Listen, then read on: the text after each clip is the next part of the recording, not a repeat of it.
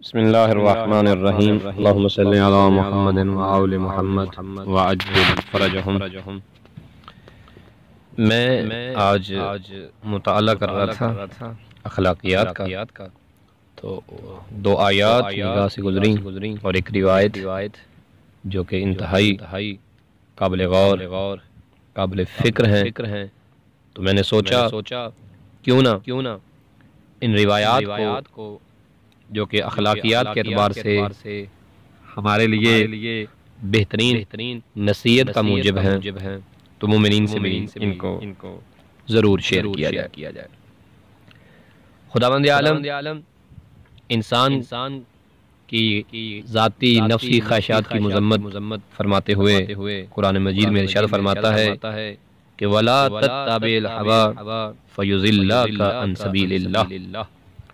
اور نفسانی خواہشات کی پیروی نہ کرو ورنہ یہ تمہیں خدا کی راہ سے بہکا دے گی، یعنی خدا کی راہ سے دور کر دے گی۔ اور دوسرے مقام پہ پروردگار نے ارشاد فرمایا کہ وَمَنْ أَضَلُّ مِمَّنِ اتَّبَعَ هَوَاهُ بِغَيْرِ هُدًى مِنَ اللَّهِ، اور جو شخص خدا کی ہدایت کو چھوڑ کر اپنے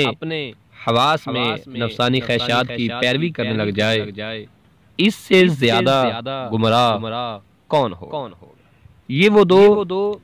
قرآنی آیات ہیں کہ جس میں پروردگار انسان کو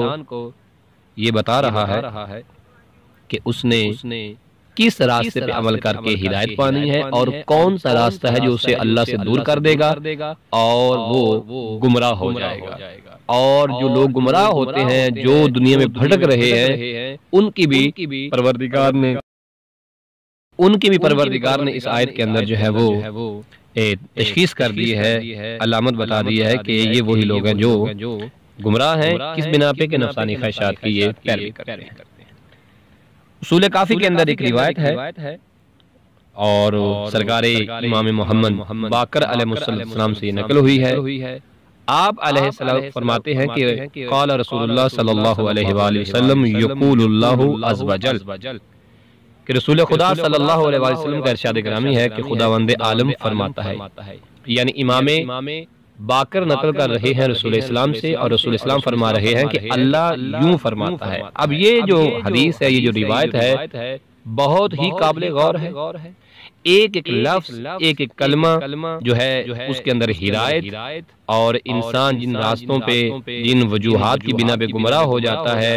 پھر وہ ذلیل ہو جاتا ہے دنیا میں، پروردگار نے اپنے رسول کو تمام علامات اور تشخیص فرما دی ہے کہ یہ وہ چیزیں ہیں جن کی وجہ سے میرا قرب ہوگا اور نجات ہوگی، اور یہ وہ چیزیں ہیں جن کی وجہ سے انسان گمراہ ہو جائیں گے اور جہنم میں ڈال دیے جائیں گے۔ قابل غور ہے یہ حدیث، ذرا سماعت فرمائیے۔ قال رسول اللہ صلی اللہ علیہ وآلہ وسلم یقول اللہ عز وجل وعزتی وجلالی وعظمتی وکبریائی ونوری وعلو ارتفاع مکانی لا یؤثر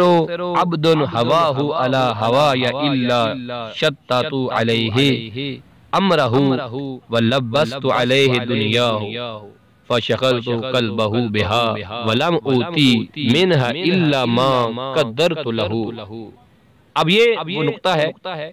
کہ رسول خدا فرماتے ہیں کہ خداوند عالم فرما رہا ہے کہ اپنے عزت و جلال،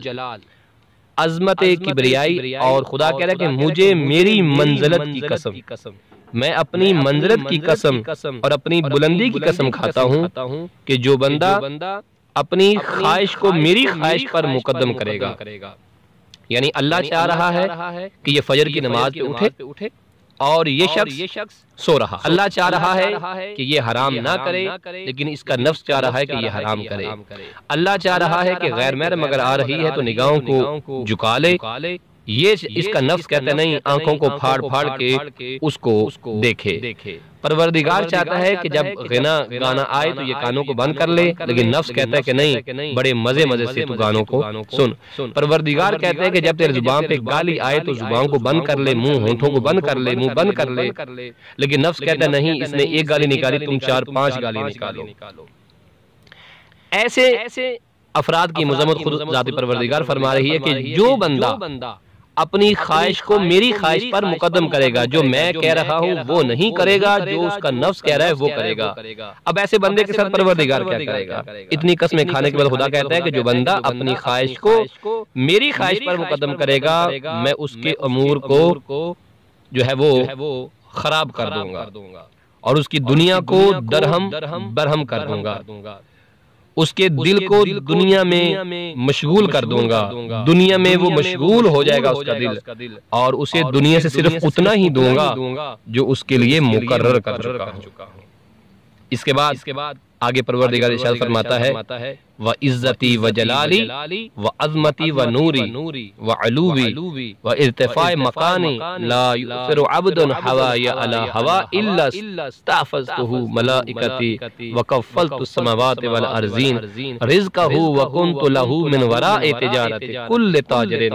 وَأَتَتْهُ الدُّنْيَا وَهِيَ رَاغِمَةٌ۔ جب جو لوگ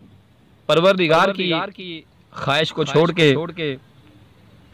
اپنے نفس کی خواہش پہ عمل کرتے ہیں، ان کے لیے پروردگار نے فرما دیا کہ ان کا حال کیا ہوگا۔ اب وہ لوگ جو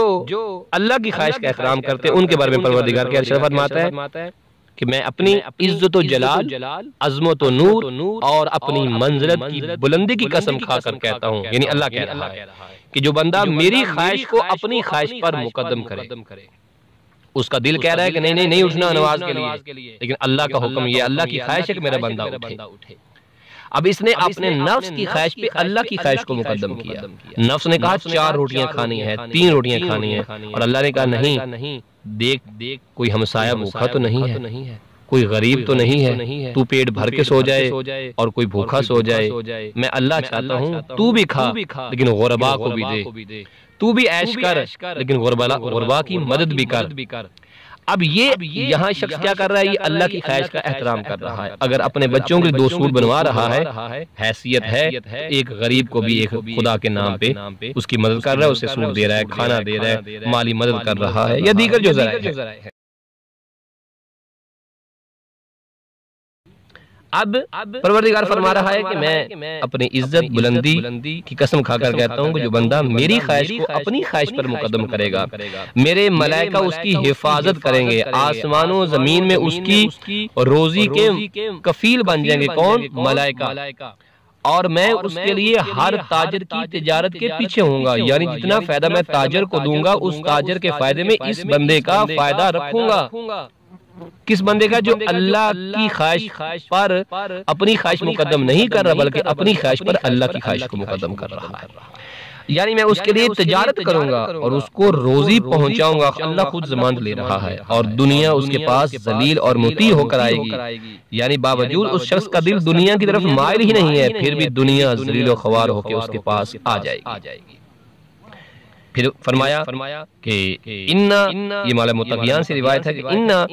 اخوفا ما اخاف علیکم اثنان اتباع الہوا و طول الامل۔ آپ نے فرمایا سب سے زیادہ وہ چیز جس کے بارے میں تم لوگوں سے خوف رکھتا ہوں میں علی، وہ 2 چیزیں ہیں، ایک چیز خواہشات کی پیروی ہے اور دوسری چیز لمبی آرزویں ہیں۔ اب میں اپنے سننے والے عزیزان برادران ملتمس ہوں کہ ذرا اس حدیث میں ذرا غور کیجئے گا، روایت اور آیت کے اندر، کہ پروردگار نے کیا انسان کی کامیابی نہیں بتا دی کہ انسان کی کامیابی کس طرح سے ہے،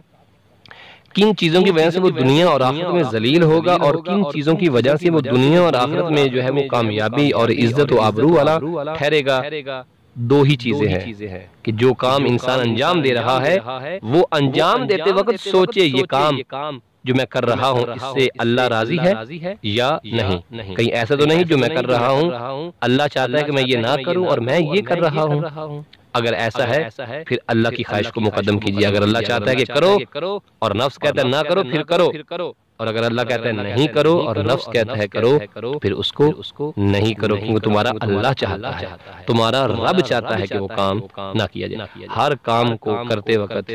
اٹھتے بیٹھتے جاگتے وقت اگر ہر بندہ یہ سوچنے لگ جائے کہ جو میں کام کر رہا ہوں اس میں اللہ کی رضا ہے یا نہیں، اگر یہ سوچنے لگ جائے تو یقین جانیے یہی وہ لوگ ہوں گے کہ جو اللہ کے محبوب ہوں گے، اور اللہ ان کے دنیا کے معاملات کو حل کر دے گا۔ اللہ پھر دنیا میں پریشان نہیں ہونے دے گا،